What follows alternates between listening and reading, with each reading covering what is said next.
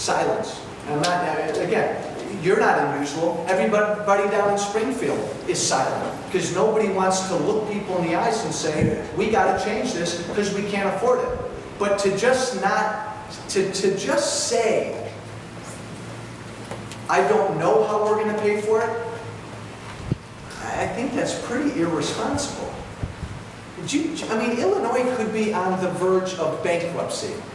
Illinois easily could be the first state in the country to declare bankruptcy. And then you talk about changing every pension arrangement, which will happen automatically if it goes to a bankruptcy court. I mean, maybe that's what you think. Maybe you just have to crash. But to say I'm not going to do anything about these problems, the fact that Illinois is broke and the country's broke, don't change the deal, don't touch my benefits. Boy, I think that's a really selfish attitude. But it's not totally your fault, because the politicians sucked you in as well. Yeah? Vice President nominee. Paul Ryan? Yes. Great guy, good guy.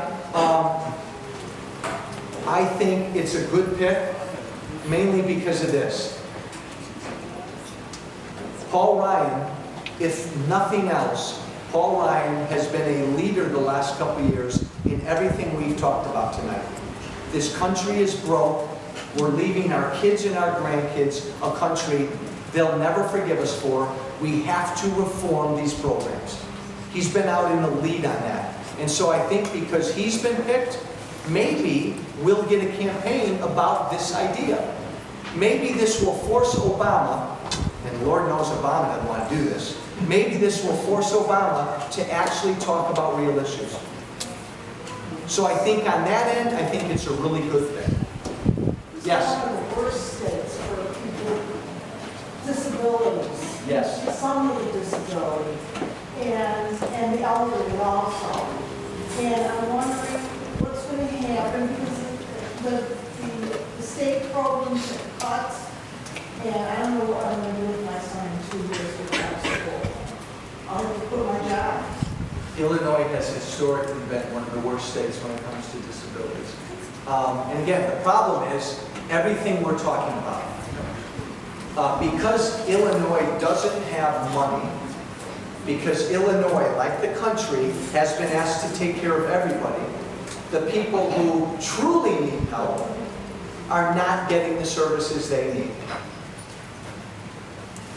The truly needy senior elderly, folks with disabilities.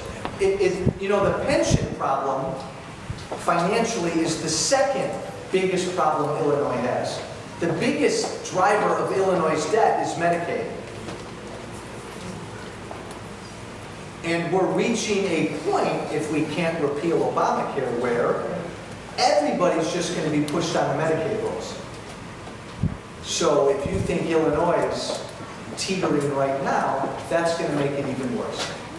We've expanded eligibility for all of these programs, and the truly needy, we don't have money left for the truly needy in basically every area. Because that was on the drug report too, where people are going on disability instead of, because they went on the unemployment fraud. We've expanded the pools of people getting disability. We've expanded the pools of people getting ineligible for food stamps. The list goes on and on. And I don't even have all of those. I mean, I have just the basics for my son. But still, in 2 years, you know, and I know other moms and dads in my circle are having this problem too. Because the state used to fund these workshops for these kids or these adults that, and they would, you know, they would survive that way. And it would make them, you know, happier. You know, I guess, again, the point we're making here is, raise your hand if you believe in no government. Okay, good. Nobody in here believes in no government. Raise your hand if you think, let me just pick one. Raise your hand if you think everybody should be on government-run health care. Everybody. Raise your hand. Okay. See, so the problem is, we somehow in this country, and I forget who asked me, maybe you asked, We gotta, in this country, get back to where we ask our government to take care of the needy, to take care of people temporarily who've run into tough times, but not be there to be the primary caregiver for everybody. Because then the people who really need help never get it. And like nobody in here doesn't want any government, nobody in here, thank God, wants government for everybody. Right now we're way over here, where government's taking care of way too many people. We gotta move it back this way. And it's gonna be tough, because a lot of people have the attitude, don't touch mine. I don't care if the country's broke, don't you dare touch my benefit. I don't care if Illinois is about to fall into quicksand. Don't touch my pension. Maybe most people feel that way. If that's the case, I think that's pretty sad. Then say goodbye to your state and say goodbye to your country, no matter how good it makes you feel. Go. So you mentioned earlier that young people maybe aren't paying attention. I would say maybe they are. There's nothing to pay attention to. You know, you turn on the TV and you just see politicians fighting, right? So what's your proposal to sort of restart the conversation and go? Get into the fight! Okay, get into the Where were you fight. 20 minutes ago? I was here. Listen! Oh, this will be. Okay, Tammy might use this. I hope so. This is a good fight. It is a good fight. Then get involved in the fight. Figure out what you believe in, and don't be, none of us should be, we all got to be smart. Don't just watch Fox News. Don't just watch, I don't have to worry about that, right?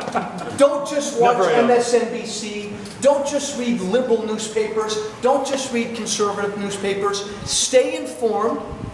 And if everything I'm telling you, you don't believe in, if you think my ideas are scary, then you ought to work your tail off for the other side. And I didn't say I thought your ideas were No, serious. I'm just saying. What I'm saying is it doesn't matter if I elect you or Tammy Duckworth. It doesn't really matter because you're both going to go there. Well, it does matter. But you're both going to go there and not talk to each other. At least what we see on TV, you're not going to talk to each other. So why does anybody feel like they want to get involved? Again, that's a bunch of hooey. If nobody talked to each other, we wouldn't be getting anything done. They do talk. They do. But, oh gosh, yeah. That's, you know, the media is so silly. The media loves to put that out there. Yes, we do talk. We're fighting more now than we've been fighting for a while.